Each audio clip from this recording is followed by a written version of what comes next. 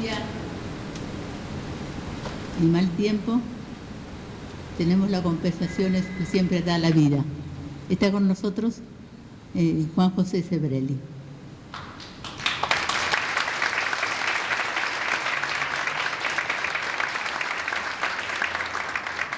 Yo he pensado que esta Casa de la Cultura, este galpón refaccionado, a través de las palabras y de la música que lo ha poblado, ha adquirido una manera distinta de comunicarse, ya no con las mesas y las sillas, sino con un ámbito denso, expectante, en el que va a hablar hoy Juan José Sebrelli.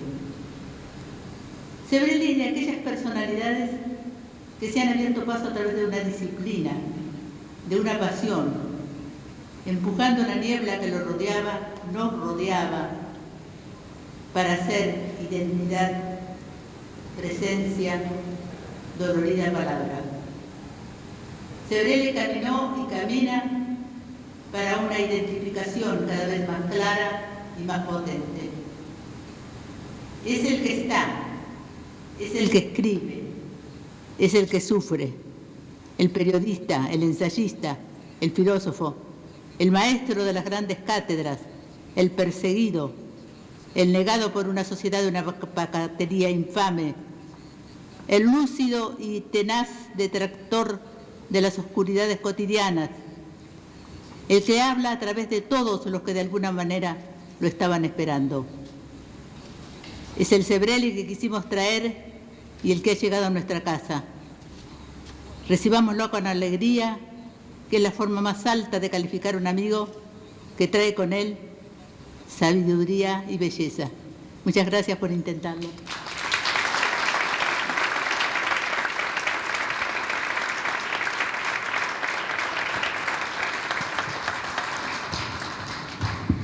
Bueno, agradezco a mi anfitriona, con quien ya nos une algunas relaciones amistosas a través de los escritores comunes que le hemos leído, y bueno, y a la Casa de la Cultura, gracias a la cual he tenido el gusto de estar en esta ciudad.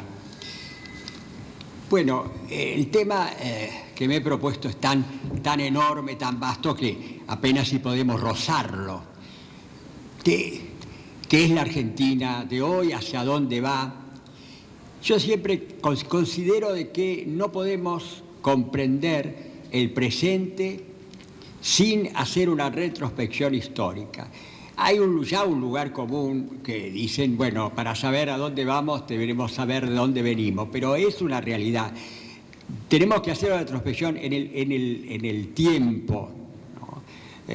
Por lo menos en el siglo, la buena parte del siglo XX, sin el cual no podemos entender este siglo XXI tan turbulento. Y por otro lado también necesitamos ubicar al país en el espacio, es decir, en el mundo. No podemos desligarnos de lo que pasa en el mundo. Durante muchos años es una vieja costumbre argentina el vivir mirándonos, como se dice vulgarmente, mirándonos el ombligo. Es decir, creer que el mundo giraba alrededor nuestro. Y no es así. Debemos aprender que nosotros giramos alrededor del mundo. Bueno, con respecto al pasado, hay dos enigmas en la Argentina del siglo XIX y primera parte del XX.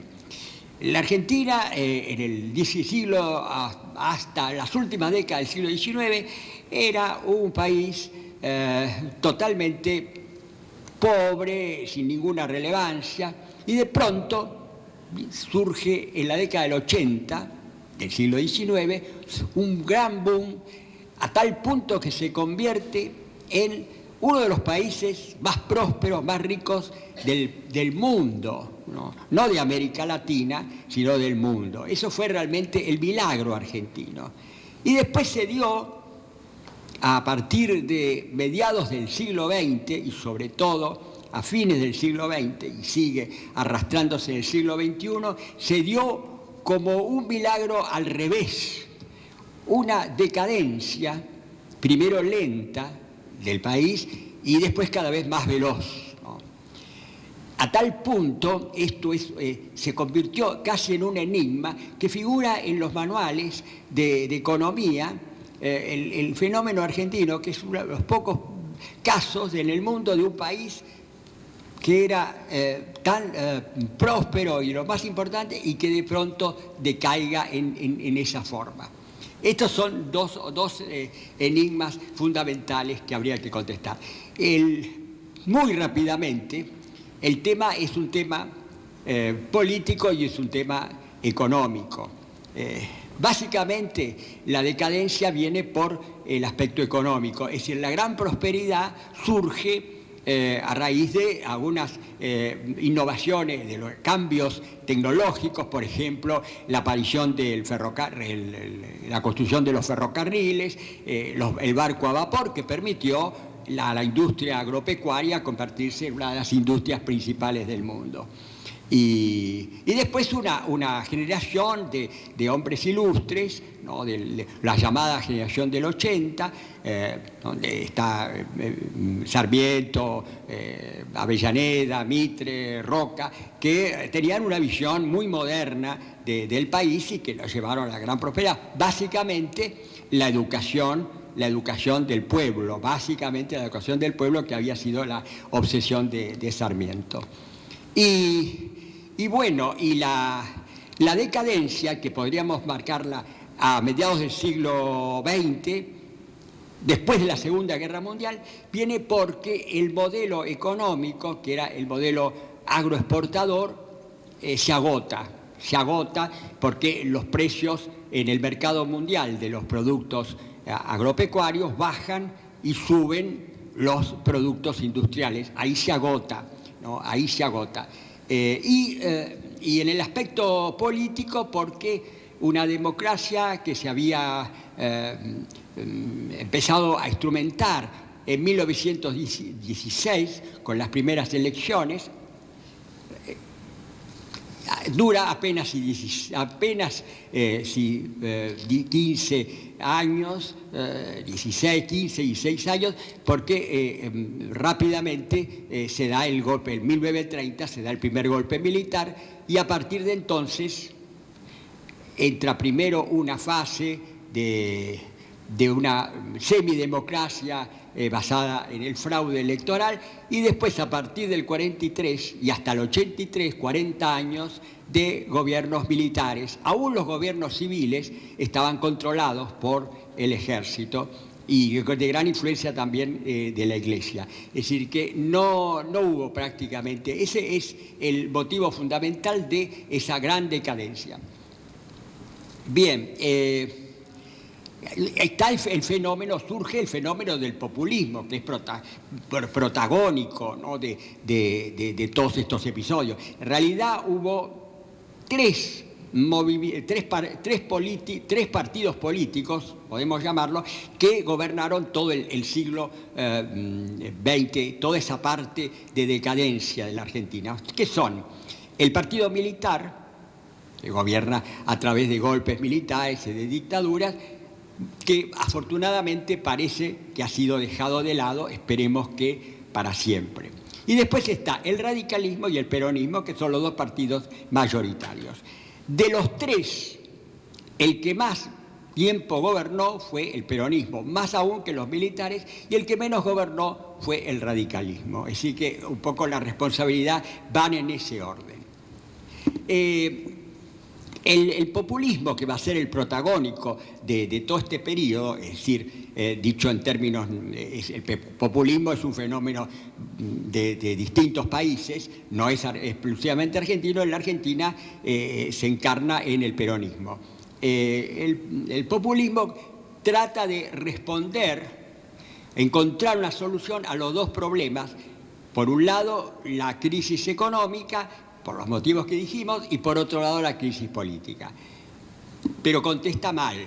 A la crisis económica contesta con un tipo de modelo económico, que es el modelo populista, con la explotación del campo se utiliza en subsidios en una industria totalmente ineficiente, carente de toda capacidad exportadora y que termina, bueno, viviendo exclusivamente de los subsidios del Estado. Eso era algo que estaba destinado al fracaso y realmente lo que trae es déficit fiscal, trae inflación, ese fantasma de la inflación. Y la respuesta que le da al problema político, que surge con el golpe del 30 y después del 43, le da también la solución era realmente crear un sistema de partidos democráticos y en lugar de eso el populismo crea una especie de un engendro político que en sociología se ha dado en llamar el cesarismo plebiscitado, que es una especie de régimen autoritario apoyado por las masas, ¿no? Votado, elegido por las masas y apoyado por las masas. Es un sistema sui generis, diríamos. Eso es un poco las motivaciones de él. Bien, este sistema, el populismo, domina prácticamente el país desde el 43 hasta el 83. En el 83 se produce un giro de 180 grados realmente y por primera vez, yo diría que por primera vez hay una auténtica democracia en el 83, un fenómeno insólito, inédito. Ahora bien, lamentablemente esta democracia empieza a fallar. La gran expectativa que se tuvo, la gran alegría, el gran entusiasmo de los primeros años del alfonsinismo, empiezan a fallar por un lado, básicamente por el lado económico. No obstante, lo cual, bueno, el gobierno de Alfonsín hizo una verdadera revolución política al enjuiciar por primera vez en la Argentina y aún en el mundo, nunca hubo un caso igual, ni en España ni en ninguna parte, el enjuiciar a las juntas militares. Eso fue fundamental porque gracias a eso es que no hubo más golpes militares. Y en segundo término se propuso, pero ya de un poco demasiado tarde, el fin de la economía populista. Él lo dijo en Alfonsín, ese famoso discurso del Parque Norte, donde proclamó. Pero era un poco tarde y además las condiciones del mercado mundial no eran favorables. Es decir, que ahí empieza ya la primera falencia. No logró rehacerse un verdadero, me refiero a la democracia, dejando de lado los 3 gobiernos o 4 que gobernaron, no logró restablecerse o instaurarse un verdadero sistema de partidos democráticos. El problema es que el populismo no se considera a sí mismo como un partido, sino como un movimiento. El partido, como su nombre lo indica, significa una parte de la población está en un partido y otra parte en otra. El movimentismo, que es la forma de expresión del populismo, se considera que es la expresión del pueblo y de la nación en su totalidad. Por lo tanto, el que no está en ese partido es como el enemigo de la patria, el antipatria, el vendepatria, el traidor, y eso evidentemente no es democracia. Populismo y democracia son antitéticos al respecto.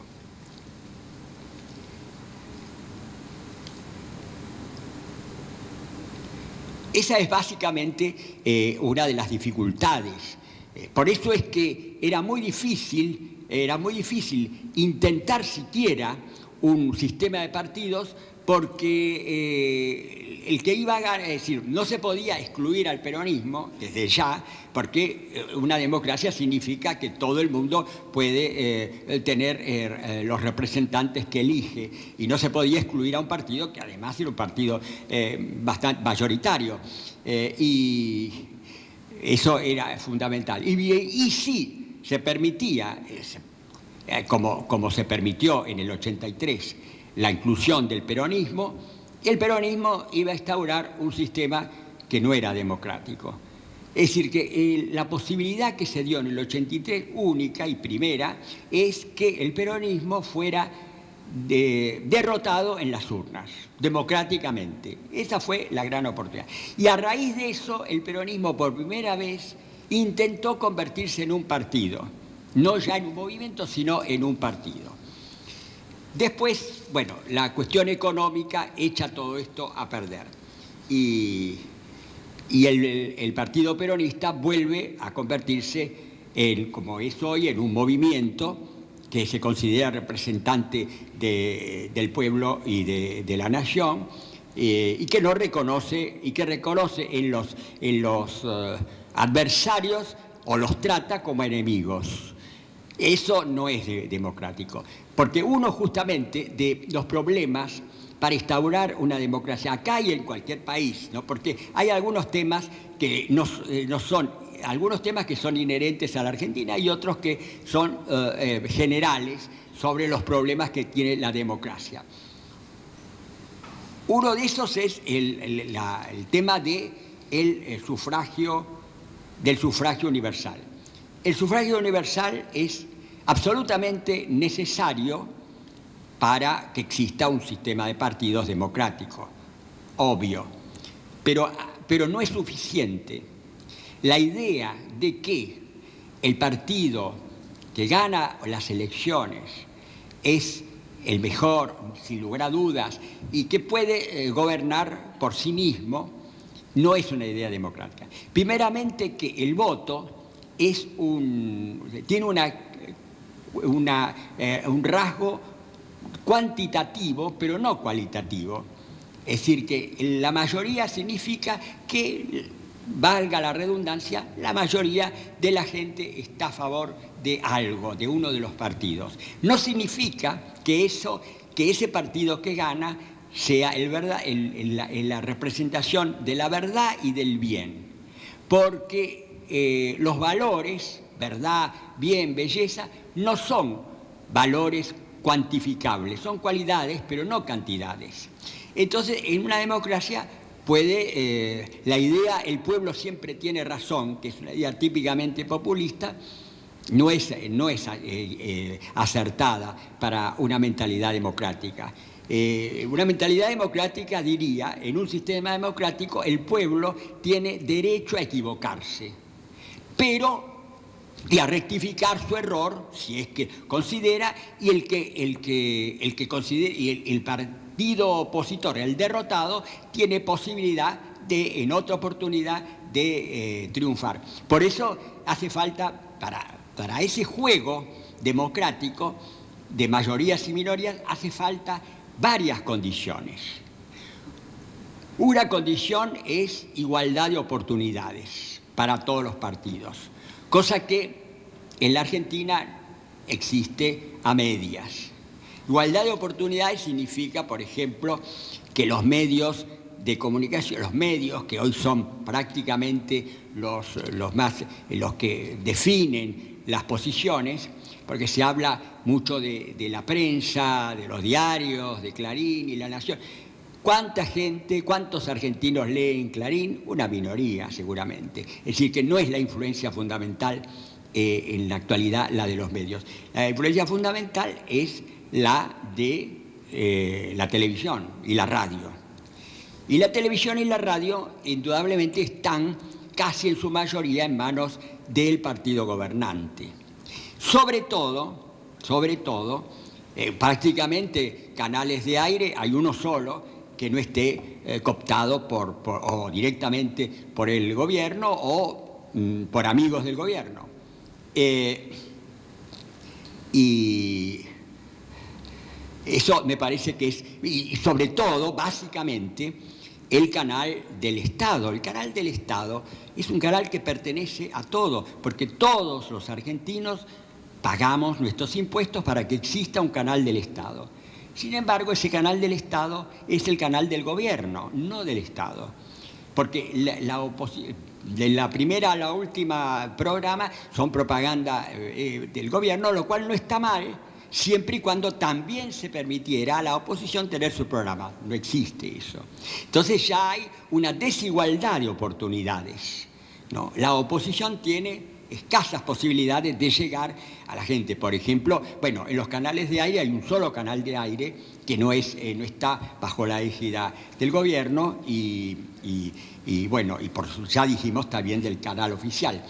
Entonces ya no hay igualdad de Después, otro tema fundamental para que el sufragio universal sea realmente democrático es el de la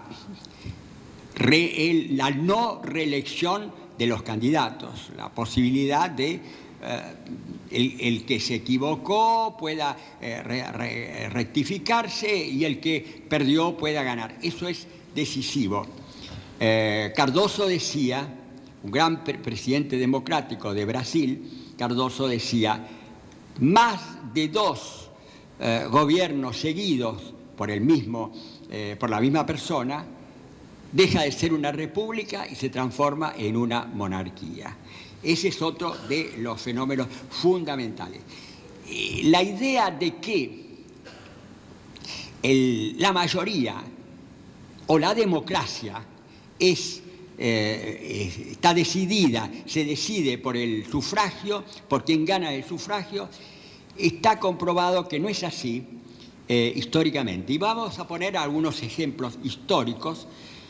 La primera vez que se utilizó el sufragio universal en el siglo XIX en Francia, y no era universal porque era masculino, las mujeres estaban excluidas, pero era lo que era en esa época lo máximo.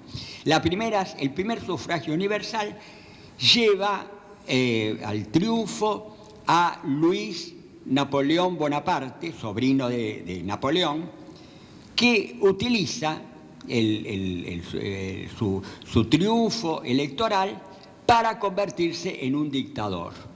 Fue el primer dictador de los tiempos modernos, fue Luis Napoleón, que fue elegido por sufragio. Y en ese sufragio lo votaron fundamentalmente los obreros y los campesinos. Es decir, que ni siquiera se puede decir de que lo votaba la oligarquía francesa. Pero hay otro ejemplo más flagrante, más escandaloso todavía, de mostrar cómo se puede utilizar la democracia para destruir los métodos democráticos para destruir a la democracia, que es el ejemplo de Hitler. La gente no conoce bien la historia y es importantísimo conocer por eso yo digo que el pasado es fundamental. Hitler llega al poder mediante métodos impecablemente democráticos. Primero es elegido por votos, por el voto de la población, y es la primera minoría en el Parlamento. Ahí entra ya, como primera minoría en el Parlamento. Y bueno, en el sistema de la República de Weimar había un presidente y había un canciller, que el canciller era como un primer ministro con gran poder.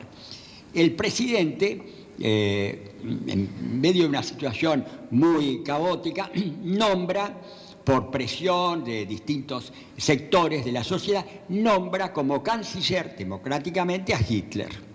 Lo nombra Hitler en 1933. Y después muere, al año siguiente el presidente muere y Hitler lo primero que hace como canciller es llamar a un plebiscito donde pide las facultades extraordinarias. Facultades extraordinarias quiere decir convertirse en dictador. Bueno, Hitler gana, y además en elecciones limpias, sin fraude, secretas, de tal modo que no podía haber un miedo de que se tomaran represalias, porque nadie sabía por quién se votaba. Hitler gana por el 84,4% de los votos. El 84,4%. En una sociedad muy avanzada como era la sociedad alemana de la época, donde además de votarlo las clases populares, lo votaron las clases medias y las clases altas, los universitarios, hubo grandes profesores de filosofía como Heidegger que lo votaron, hubo grandes científicos, físicos atómicos, físicos de la física cuántica que lo votaron. Es decir, que hay elementos indudablemente que escapan a la racionalidad en los votantes. Y además Hitler fue apoyado después, casi hasta el final, ¿no? por la mayoría de la población. Y en la Argentina yo diría que, bueno, nunca hubo votos por plebiscito, nunca hubo plebiscitos, pero yo creo que muchas de las dictaduras militares, al comienzo, no digo después de un año, porque ya eso decaía, al comienzo tuvieron un apoyo, a través de las encuestas lo sabemos, un apoyo del mayoritario de la población.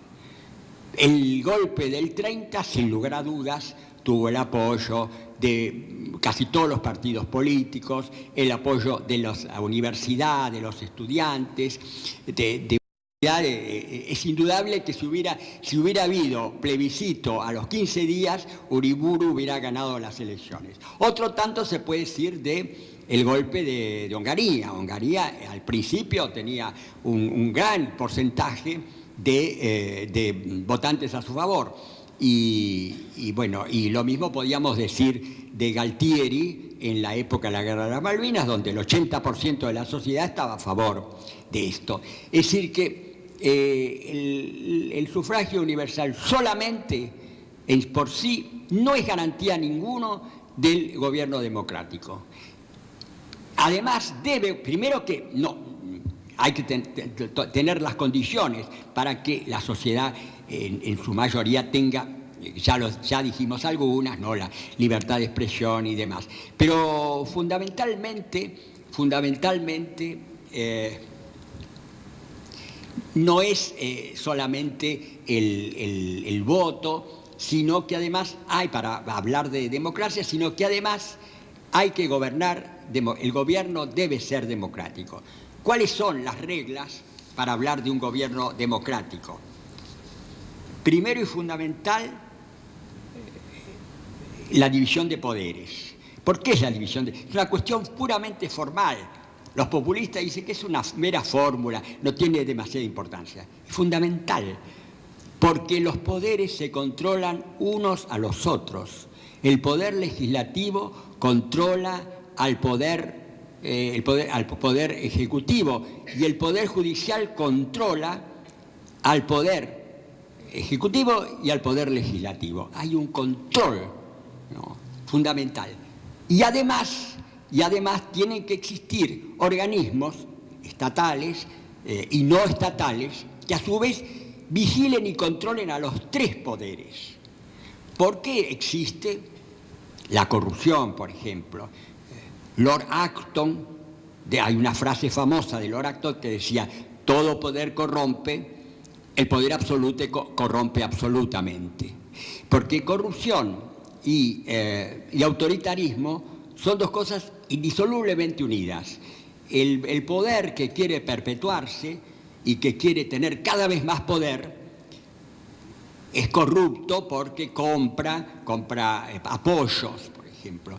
Y la corrupción, a su vez, necesita del poder. ¿Para qué? Para lograr la inmunidad. No hay corrupción donde no hay inmunidad. Es decir, que la corrupción nos lleva al autoritarismo y el autoritarismo nos lleva a la corrupción. Están indisolublemente ligadas. Y ya vemos que en la Argentina los ejemplos son flagrantes. Corrupción y autoritarismo van muy unidos.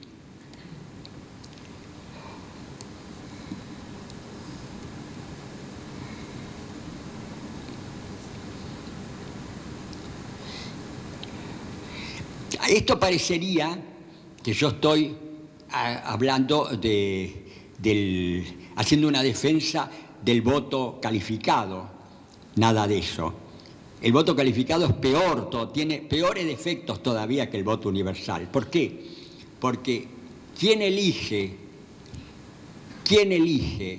¿Quién decide? ¿Quién califica? ¿No? ¿Con qué criterio se califica quienes están capacitados para gobernar o no? Yo diría que si tomamos un caso en la Argentina, por ejemplo, bueno, vuelvo a repetir, en la Argentina si hubiera habido un voto calificado, uno de los sectores que hubiera sido más indicado como para ser el que decidiera quién debía ser el gobierno adecuado, sería la clase media urbana, culta, ¿no? Profesional. Sin embargo, esa clase media culta, urbana, que parecería ser la más adecuada para un gobierno, para un voto calificado, esa es la clase que estuvo a favor de todos los golpes militares. Era la clase que consideraba que el hombre más capacitado para gobernar el país era Onganía. Entonces ya vemos que no se da tampoco eso, no se da. El freno, básicamente el freno, hoy el problema no es tanto, en una época indudablemente cuando existían el absolutismo, la democracia nace como un ataque a las monarquías absolutistas, a los gobiernos absolutistas. En ese momento era, digamos, siglo XIX, comienzo del XX, el problema de la democracia era poder elegir a los representantes del pueblo. El problema, eso más o menos ya está. Eso ya está. Fraude, hay muy pocos casos de fraude. El problema hoy es fundamental para que exista es cómo controlar y vigilar a los gobiernos. Eso es fundamental. Tiene que haber una serie de organismos de control, de freno. Montesquieu, que es uno de los teóricos primeros y fundamentales de la democracia, decía, hay que crear un poder contra el poder. Es decir, que el Estado debe ser permanentemente vigilado. Bueno, el caso argentino, desde ya no hay, porque los pocos organismos controladores del Estado, estatales, dentro de las leyes, a su vez son cooptados o corrompidos por el poder ejecutivo. Entonces tiene que haber, además de esos organismos, tiene que haber organismos extraestatales, locales primero y, en segundo término, también internacionales. Básicamente, yo diría que más internacionales que locales para controlar. Afortunadamente, ya empiezan a existir algunos organismos que todavía... algunas organizaciones no gubernamentales como Transparencia Internacional, por ejemplo, y otros como el Tribunal Penal Internacional, que llega a poder juzgar a determinados gobiernos por violación a los derechos humanos. Ese es el camino actual para reforzar la democracia. El freno de los gobiernos que están proclives al autoritarismo, ni digamos en la Argentina, que es un ejemplo clásico, al autoritarismo y a la corrupción, que son los dos males fundamentales de nuestra época.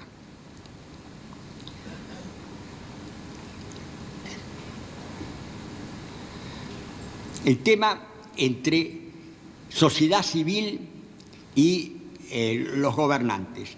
La sociedad civil es muy proclive, en la Argentina por lo menos, y en otras partes también, muy proclive a, una vez que eligió un gobierno, después, bueno, cuando les salió mal, la cosa, es proclive a echarle toda la culpa de los males del país a los partidos, a los gobernantes, cosa que no es del todo desacertada, pero no es solamente eso.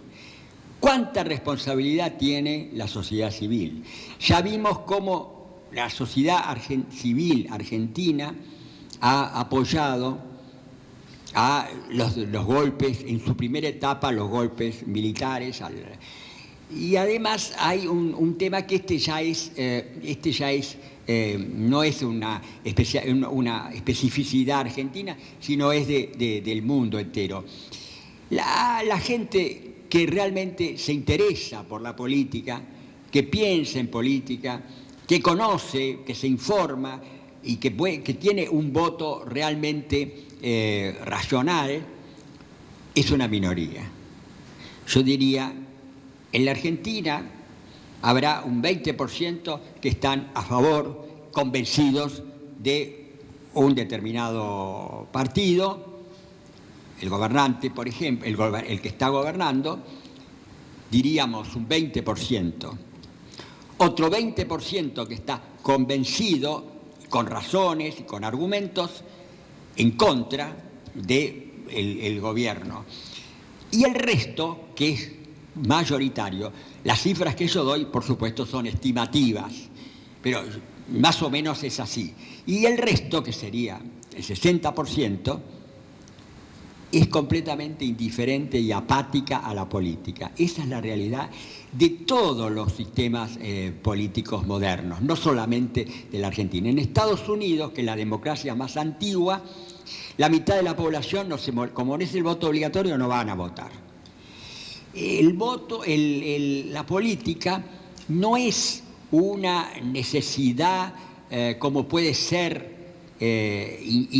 inevitable, como puede ser el hambre o el deseo sexual. No existe en la política como una necesidad. Hay gente que le importa y gente que no le importa, que prefiere ocupar su tiempo en el trabajar, en divertirse, en su vocación, científicos que prefieren dedicarse a la ciencia, artistas que prefieren dedicarse al arte, y la política les perturba, les molesta, les fastidia, les aburre o les ocupa tiempo. Esa es una realidad que hay que contemplar. Muy difícil de superar. Por eso es que el voto cuantitativo es un voto muy así nomás, ¿no? Hay gente que se decide el último día por diversos motivos que no tienen mucho que ver con la racionalidad política.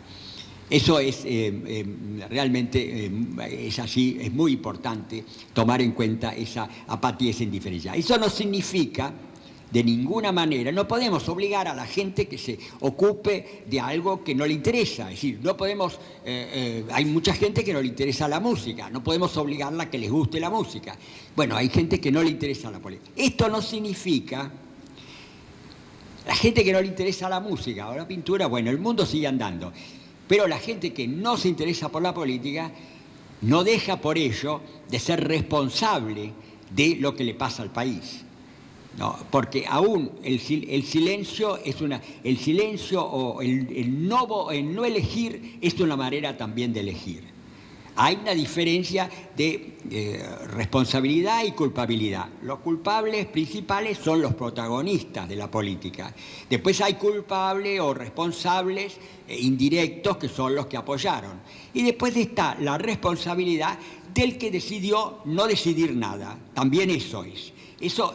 Nadie es inocente en la política, porque vivimos en una sociedad política y nadie es inocente.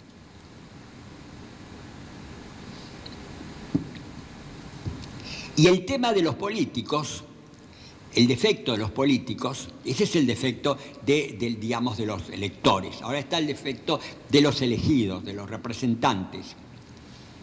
Está en que en la época actual, y esto no me refiero solamente a la Argentina, vuelvo a repetir, sino en general a todo el mundo moderno, los políticos son seguidistas, siguen la opinión de la gente. El fenómeno de las encuestas, por ejemplo. Los políticos son locos por las encuestas, viven pendientes de las encuestas, y lo que la gente quiere es lo que ellos siguen. Pero la gente a veces quiere cosas que no son posibles de realizar. El problema es que la mayoría, aparte de la indiferencia, la apatía o la incultura política, que ya hemos visto, también está el hecho de que la mayor parte de la gente no vive el aquí y el ahora, no tienen conciencia histórica. Y vuelvo a repetir lo que dije al principio de esta charla, que el presente está muy vinculado al pasado y al futuro. Es decir, la realidad humana no es una sola dimensión, son 3 dimensiones, pasado, presente y futuro. Y la mayor parte de la gente vive en el presente absoluto, en el aquí y el ahora. No recuerdan el pasado. Por lo tanto, no extraen lecciones del pasado, no saben las consecuencias que pueden tener determinados actos y vuelven a incurrir en los mismos. La Argentina es un caso típico. Ahora estamos haciendo cosas que se hicieron en el 45 y que se hicieron en el 70, volvemos a repetirlas y sabemos que terminó mal en uno y en otro caso. Y volvemos a repetir y vamos a volver a terminar mal.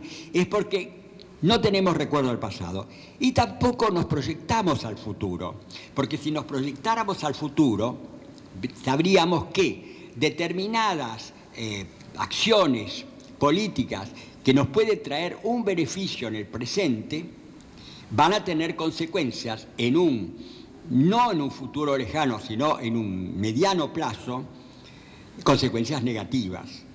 Un caso emblemático es la inflación.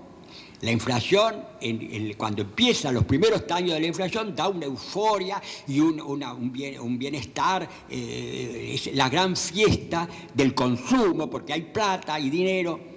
Después esa fiesta hay que pagarla rápidamente. Eso ocurrió con la fiesta peronista del 45, que fueron años de gran apogeo, todo el mundo tenía plata, gastaban, compraban cosas que nunca habían podido comprar. Duró hasta el 50. En el 50 empieza a mostrar la cara, hay que pagar, empezar a pagar esos defectos, el gobierno se queda sin reservas y ahí empieza el mal tiempo. Y eso volvió a ocurrir con el segundo peronismo, el 76, el 73, que termina ya en el 75, en los últimos años, en una crisis económica espectacular, con el 1000% de inflación, etcétera. El famoso Rodrigazo, que es consecuencia de la fiesta inflacionaria anterior, y ahora estamos de nuevo lo mismo. Ahora ya empiezan a verse, tuvimos unos años de gran apogeo, la gente tiraba la plata todos los últimos años, 2 últimos años, y ahora se terminó, ahora hay que empezar a pagar. Esto es que hay que pensar políticamente en el pasado y en el futuro, y no en el plazo, en lo inmediato. Pero, bueno, la gente es así, es muy difícil tener una conciencia histórica, pero los políticos están obligados a tener. Lo malo es que los políticos tampoco tienen esa conciencia del pasado y del futuro. También los políticos actúan del momento que se rigen por las encuestas, por lo que la gente piensa en el momento. Y la gente hoy piensa una cosa y la encuesta de 2 meses después es todo lo contrario. Eso está mal, completamente. El político no debe estar apartado por supuesto, un político democrático no debe estar apartado del pueblo, tiene que responder las demandas, pero no debe estar a la cola de la opinión pública, no debe estar siguiendo atrás de la opinión pública, debe estar adelante, un paso adelante. No tan adelante como para separarse de la población, pero sí adelante como guía. El político debe ser un guía y eso lamentablemente en la sociedad actual existe muy poco. Existe muy poco. En la Argentina actual no existe ni en los gobernantes ni en la oposición tampoco un concepto realmente de largo plazo. Hay que pensar a largo plazo, o por lo menos a mediano plazo. Acá se piensa al corto plazo. Eso me parece decisivo. Y bueno, y es así como esto es un terreno fértil para los demagogos que ofrecen por medio de magias, ¿no? La prosperidad enseguida. Y bueno, eso lleva. Eso tiene siempre un mal. El tema es, hay un periodista de investigación que ha hablado, creo que ha hablado en esta sala también, que es Carlos Pañi, muy inteligente, que llegó a decir una cosa muy cruel, muy dura, pero con la que yo coincido completamente, que entre la sociedad argentina y los gobiernos hay un pacto de mafiosos. ¿Qué quiere decir pacto de mafiosos? Las clases altas apoyan a cualquier gobierno, por corrupto que sea, con tal de que de conseguir subsidios. Las clases medias apoyan a los gobiernos más corruptos y les perdonan todas las corrupciones con tal de que les permitan una prosperidad inmediata, les permitan vivir, consumir, que es la base de la clase media. Y las clases bajas, que son las más perdonables, porque viven de las dádivas, ¿no? De las dádivas, de los planes de ayuda y del clientelismo, ¿no? En realidad. Y las tres clases que apoyaron la corrupción hasta decir basta por esos tres motivos distintos, cuando las arcas quedan exhaustas, como quedan a corto plazo, son los primeros que satanizan a esos gobiernos que hasta hace poco adoraban y eso ha ocurrido, por ejemplo, ocurrió con Menem, ¿no? Menem se le perdonaba todo mientras la cosa iba bien, todo, el que la corrupción, y lo mismo está ocurriendo ahora con el gobierno actual. Entonces, guías. Pero claro, el tema de la guía y de seguir es un tema difícil. El político tiene que tener, para ser guía, tiene que tener una capacidad, un talento político y ético muy grande. Y el gobernado, el elector, tiene que tener una capacidad crítica muy, muy grande. Estas cualidades, lamentablemente, no abundan demasiado en el mundo actual, ¿no? Esa es un ejemplo que yo pongo, un político que yo considero que entraría dentro de estos políticos guías que yo admiro, sería el caso de Felipe González, por ejemplo. Felipe González logró, como guía del pueblo, por convencer a la sociedad española, tanto a la de derecha como a la de izquierda, que se oponían por prejuicios, por tradicionalismo y por una cantidad de motivos, se oponía a la entrada de España a la Unión Europea. Y Felipe González los convenció, era un guía realmente, y España llegó a tener un gran apogeo que nunca había conocido en la historia, en toda su historia, gracias a su ingreso en la Unión Europea, aunque hoy esté en crisis, pero de cualquier manera eso fue muy positivo. Ese es un político admirable. Políticos guías así, político guía en América Latina, y yo nombraría a Cardoso, a quien ya he citado. Ese era un político guía. Nombraría tal vez a Sanguinetti de Uruguay, nombraría a Lula de Brasil, en cierto modo, y en fin, nombraría a Lagos de Chile, y no sé si muchos más. Eso lamentablemente se da poco.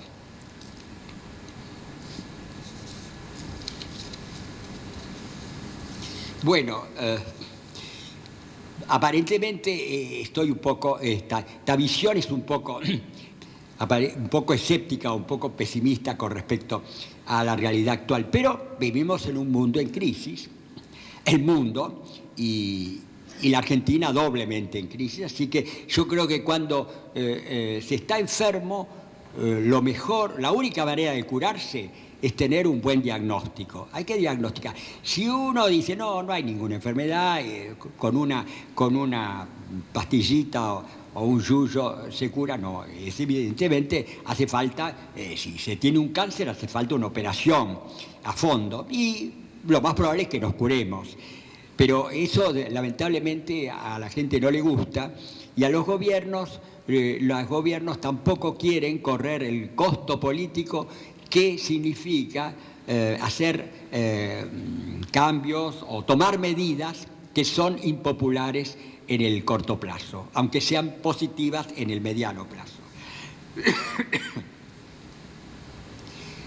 Bueno, algunas de las, voy a tirar algunos de los temas que a mí me parece que son imprescindibles para salir de este pantano en los que estamos políticos, en los que estamos metidos. ¿Cómo mejorar estos problemas, estas falencias del sufragio universal, por ejemplo? El sufragio universal, tal como se utiliza en la Argentina, no en todos los países, es lo que se llama, en teoría de los juegos, un juego de suma cero. Es decir, uno gana todo y el otro pierde todo. Lo que debe hacer es que el que pierde no pierda todo, algo gane, que se llama en la teoría de la suma positiva. La suma positiva, esto en términos concretos, ¿qué significaría? Que el gobierno no debe ser exclusivamente de la mayoría y la minoría dejada a un lado, que es lo que se realiza en la Argentina, sino que debe ser un cogobierno en proporción, por supuesto, más de la mayoría, pero con coexistencia de la minoría. Bueno, se va a decir, bueno, pero la minoría no lo votaron, pero no lo vota, pero vuelvo a repetir, porque tampoco tuvo las condiciones adecuadas, porque no tuvo medios de comunicación. La mayor parte, mucha gente no tiene cable, por ejemplo, Visión, no tiene cable, y los gobernantes opositores no aparecen en los canales de aire, aparecen en los canales de cable. Entonces ya hay una desigualdad de oportunidades. Es decir, suma positiva. El sistema mayoría-minoría, suma positiva. Darle más importancia a la minoría y, por lo tanto, darle más importancia al legislativo que al ejecutivo. En general, en los gobiernos actuales, el ejecutivo es todo y el legislativo lo único que hace es protocolizar las medidas que toma el poder ejecutivo. En la Argentina es así y no es de otra forma. Es decir, darle más importancia a la minoría y, por lo tanto, al legislativo, que es donde está la minoría. En la base está en el legislativo, la base democrática. El ejecutivo, y son máximo en un país como el nuestro, con una tendencia al caudillismo desde el siglo XIX, es un peligro el dejar de lado la división de poderes. Y bueno, y por supuesto el poder social. Bueno, ya hablamos sobre la necesidad de contralores estatales y frenos y contralores fundamentales. Vigilar y controlar al gobierno, a los estados, gobierne quien gobierne, porque todos los gobiernos los hombres son corruptibles. Yo me animaría a decir que, aunque esto no lo doy con absoluta seguridad, yo me animaría a decir que el sistema presidencialista en América Latina desde ya ha fracasado, salvo raras excepciones. En la Argentina ha fracasado, porque es un sistema que existe desde el siglo XIX ahora y raras las excepciones de los presidentes que han terminado su mandato. Quiere decir que es un sistema, y los que han terminado su mandato, de cualquier manera, han sido bastante autoritarios. Yo creo que un sistema parlamentario o semiparlamentario sería tal vez, no digo que seguro, tal vez menos. Esto no significa que esté haciendo propaganda para la reforma constitucional, de ninguna manera, porque la reforma constitucional en el contexto histórico actual es negativa. No, es negativa porque el tema no es el tema de cambiar el sistema presidencialista por el sistema parlamentario, sino es otro. Pero en otras condiciones, en mejores condiciones, tal vez un sistema parlamentario o semiparlamentario, y en Europa ha funcionado. La gente dice que se produce ingobernabilidad en los sistemas parlamentarios, pero sí, hubo al comienzo en Italia, por ejemplo, y en Francia hubo realmente situaciones un poco caóticas, pero después se reformó el sistema de tal manera, bueno, es una cosa muy técnica que yo acá no la voy a explicar porque no tiene, se ha reformado de tal forma de que se impida llegar a esa ingobernabilidad. Y bueno, yo diría que sistemas como el alemán, que tal vez sea uno de los mejores sistemas democráticos, o sistemas como los escandinavos, son sistemas parlamentarios, semiparlamentarios, y nunca han tenido problemas de ingobernabilidad, ni golpes de Estado, ni dictaduras militares, como hay en los sistemas presidencialistas. Y dentro del sistema parlamentario, o no, es preferible siempre, el mal mayor es el sistema de un partido hegemónico, que es el caso actual argentino. Caso argentino desde hace 50 años que hay un partido, cuando no hay dictaduras militares, hay un partido hegemónico que es el partido peronista, no hay vuelta de hoja. Partido hegemónico que en cualquier momento se convierte en partido único, ¿no? Se convierte en partido único. Eso me parece preferible un bipartidismo, y más que un bipartidismo es preferible un multipartidismo. Y más que un multipartidismo, yo soy partidario de las coaliciones. Sobre todo en un país como este, donde el sistema de partidos está en crisis, donde los dos partidos, el Partido Radical y el Partido Peronista, están en una crisis muy profunda. Yo creo que un sistema de coalición es el más adecuado. Y ha habido ya varios intentos que han fracasado. Pero no importa, hay que volver a intentarlo. Los que me dicen que el sistema de coalición no funciona, yo les diría, el país donde mejor funciona el sistema democrático, vuelvo a nombrar a los países nórdicos y Alemania, y son sistemas, los nórdicos no tanto, pero Alemania es un país que ha sido gobernado casi siempre por coaliciones, demócratas cristianos y socialdemócratas. Y Francia durante una época, en muchas épocas también llegó a haber lo que se llamaba la cohabitación entre la derecha y la izquierda, el partido gaullista y los socialistas. Y en Italia también la época de lo que se llamaba el compromiso histórico, que era ahí todavía peor, porque eran los católicos y los comunistas juntos. Y sin embargo eso no fue desastrosa esa experiencia. Yo creo que las coaliciones, de hecho casi yo siempre he apoyado a las coaliciones y las sigo apoyando. Creo que una coalición en un momento de crisis profunda de los partidos, una coalición de centro-izquierda democrático y de centro-derecha democrático, básicamente democrático, racional y moderno, tienen que ser los partidos que coalicionan. Yo creo que sería bastante positivo. A mí me parece que eso sería lo mejor. Bien.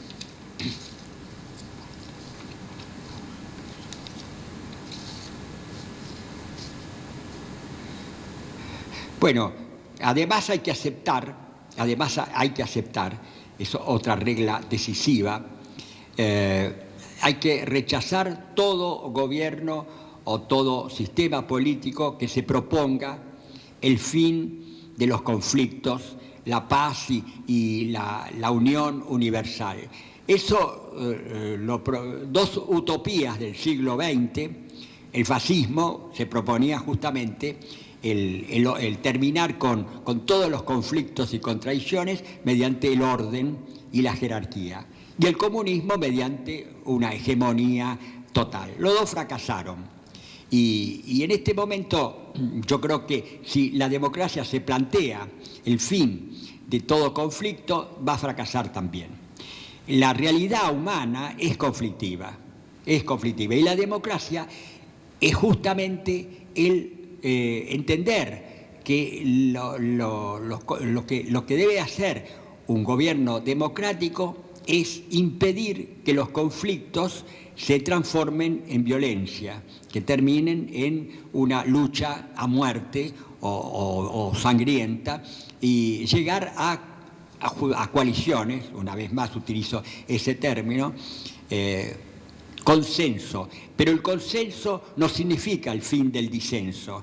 Es la combinación la democracia es una combinación de disenso y consenso. Un consenso que siempre es provisorio porque el fin de un determinado conflicto significa el comienzo de otro.